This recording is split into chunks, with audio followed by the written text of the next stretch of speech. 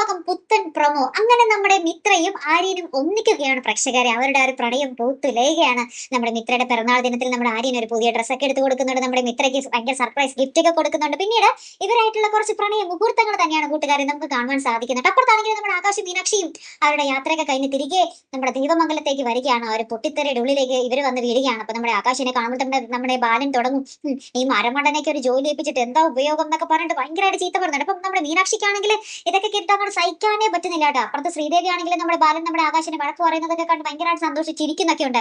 ഏറ്റവും ഒടുവിൽ നമ്മുടെ മീനാക്ഷിക്ക് മനസ്സിലായി ഇതിനെല്ലാം പിന്നിൽ കൊളുത്തി കൊടുക്കുന്നത് കുത്തി കൊടുക്കുന്നത് നമ്മുടെ ശ്രീദേവി തന്നെയാണെന്നുള്ളൊരു കാര്യം നമ്മുടെ ഗോമതിക്ക് മനസ്സിലായിട്ട്. അപ്പൊ ഗോമതിക്കും നമ്മുടെ ശ്രീദേവി ഇപ്പൊ കട്ടകലിപ്പാണ്. നമ്മുടെ മീനാക്ഷി ആണെങ്കിൽ നല്ല കടുത്ത മറുപടി നമ്മുടെ ശ്രീദേവിക്ക് കൊടുക്കുന്നുണ്ട്. അങ്ങനെ നമ്മുടെ ശ്രീദേവി ലാസ്റ്റ് കരയുന്ന ഒരു രംഗങ്ങളും ഇതോടൊപ്പം തന്നെ കാണുവാൻ സാധിക്കുന്നുണ്ട് കേട്ടോ കൂട്ടുകാരെ.